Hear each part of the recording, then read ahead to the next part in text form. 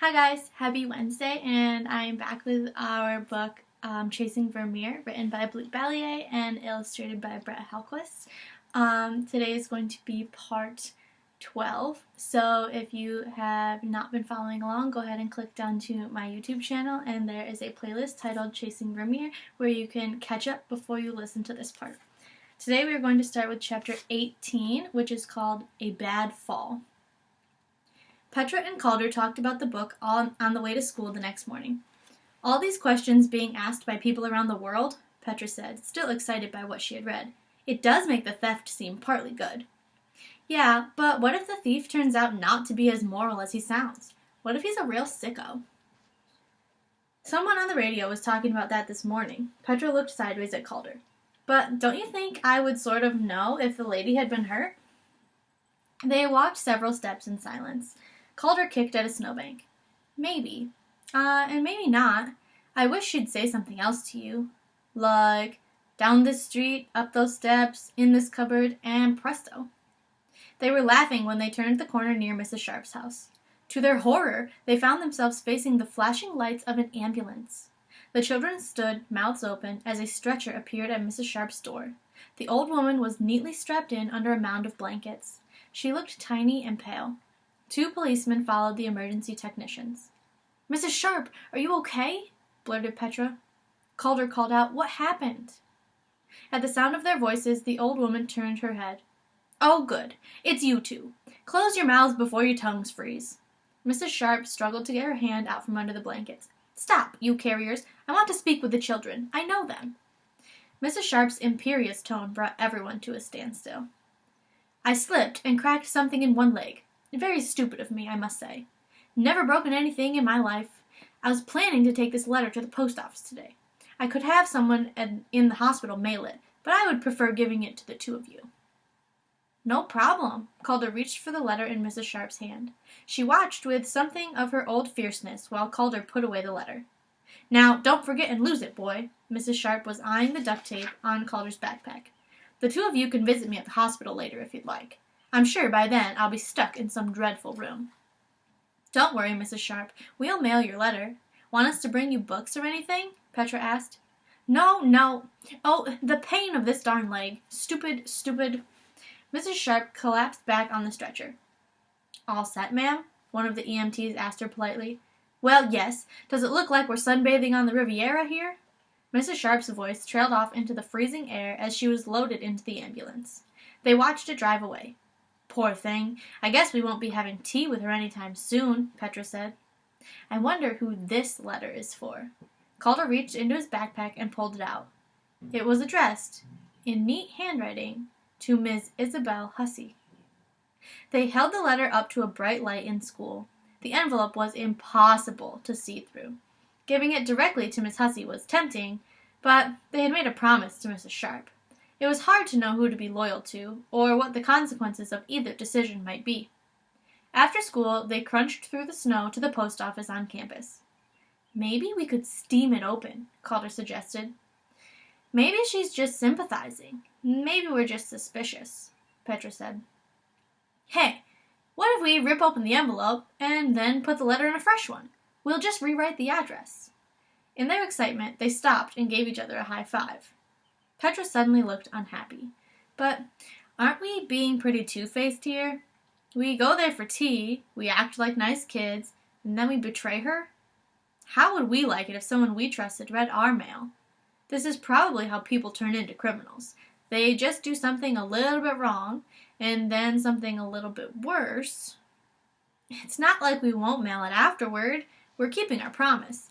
It's an emergency situation, remember? We're on a mission to rescue Miss Hussey, the lady, Mrs. Sharp, and ourselves. We may be in danger, too, now that we've got the 3rd letter."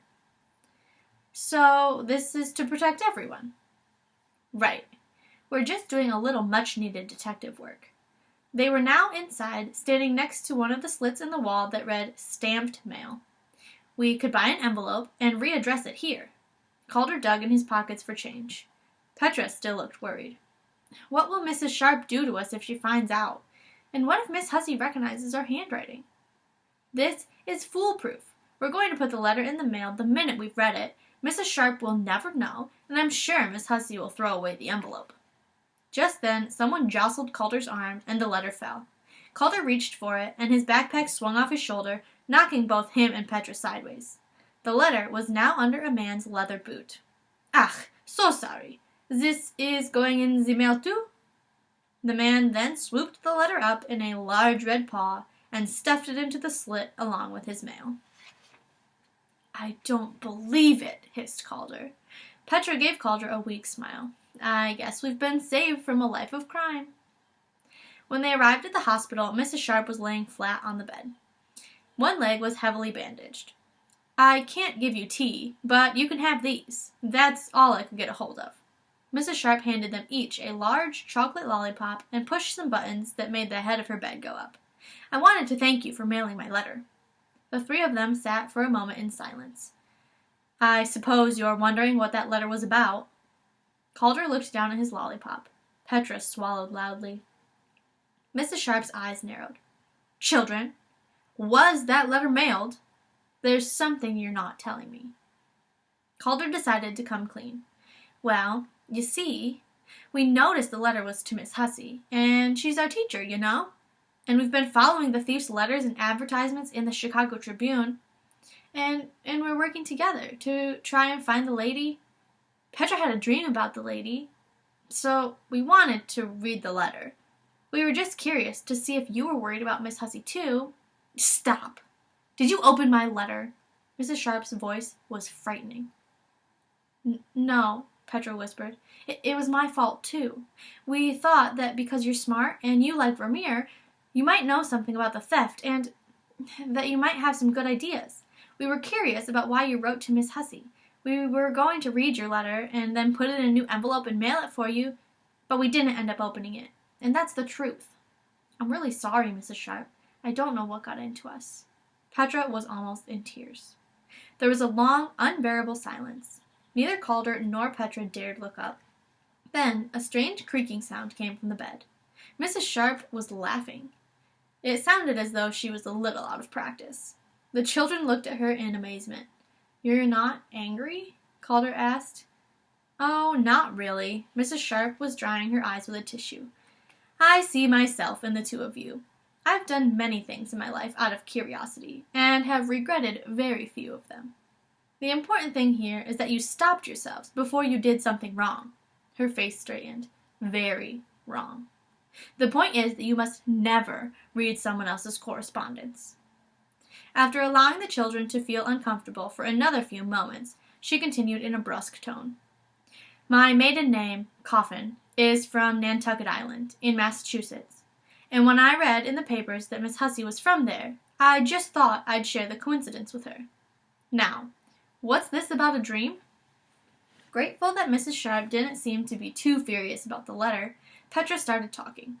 She described in detail her dream about the painting, confident that no one but Calder knew about it. She mentioned that Vermeer's ladies sometimes seemed to communicate with her. Mrs. Sharp studied Petra intensely as she spoke. The old woman's eyes narrowed until they were almost slits in her face. "Yes, she's speaking to you." "Excuse me?" Petra's voice was almost a whisper. "Well, there are many things about my life, many experiences, that we don't have an explanation for, as Mr. Fort said.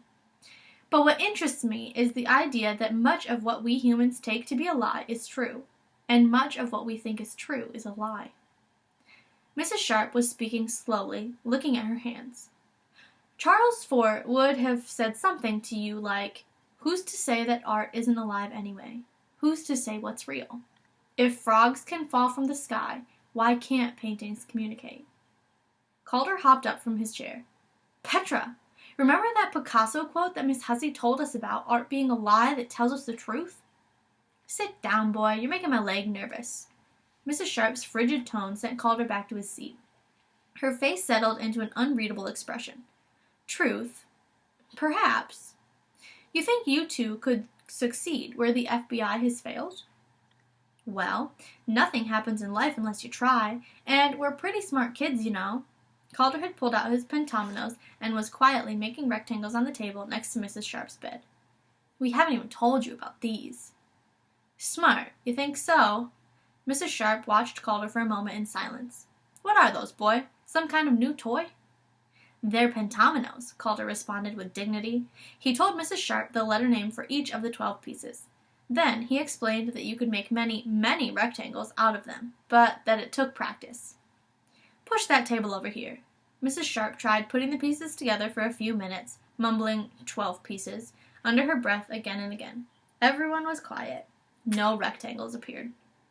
"It's hard at first. It takes time," said Calder kindly. "Pah!" Mrs. Sharp was looking frustrated. "I can think of something else you could do with these. How many, 5-letter words, say, could you make using at least 3 of these 12 letters in each word? You ever done that?" "No." Both children were leaning towards the table now. Mrs. Sharp was saying, "Let's see.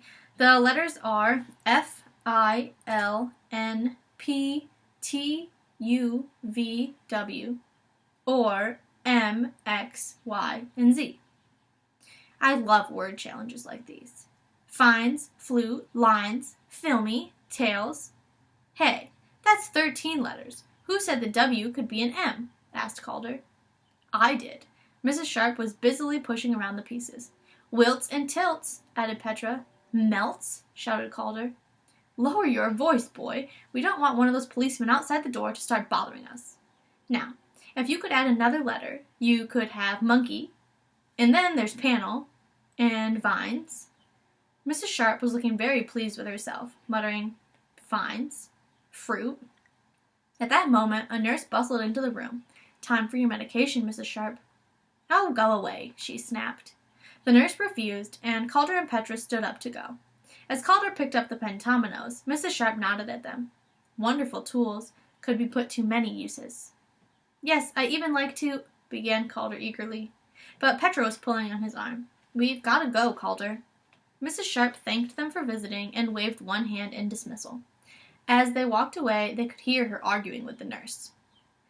That night, Calder got a phone call from Tommy with the terrific news that he and his mom were moving back to Hyde Park. Tommy didn't know exactly when this would happen, but he said that Dewey Avenue Rescue Fund, the money Calder and Petra had collected by selling brownies, was a definite help. Old Fred hadn't left much behind. When Tommy told Calder more news, that Frog had been found. His parents had gone on a long trip and left him in Washington, D.C. with a relative. No one in Tommy's New York neighborhood had been willing to tell the new kid, in Tommy's words, what was going on. Either that, or they were all so unfriendly that they didn't know or care where Frog and his family were. Tommy said he'd just gotten a postcard from the National Gallery of Art, one of those Vermeer pictures, the stolen one, from Frog. Calder couldn't wait to tell Tommy what was going on, but he knew he and Petra had to keep quiet for the moment. He called Petra immediately. She was thrilled to hear about Tommy. Calder went on. "Remember the N for National Gallery? The day we were trying to get the pentominoes to say something about where Frog was? That day of the frog napkins and the rain?" "Uh-huh." Calder filled Petra in on the rest of the story. "Makes me think of a Charles Fort thing. Frog disappears to the National Gallery. Then a picture of the lady travels back to Tommy? It's not teleportation, but some kind of strange symmetry." Calder was quiet for a moment. "Or some kind of weird joke," Petra finished. "Things going together that don't seem like they should." "Things with a scary sense of humor," added Calder. And that's where we're going to stop for today. We'll be back tomorrow with chapter 19, which is called The Shock on the Stairs. I hope that you have enjoyed, and I will see you back tomorrow for more. Bye!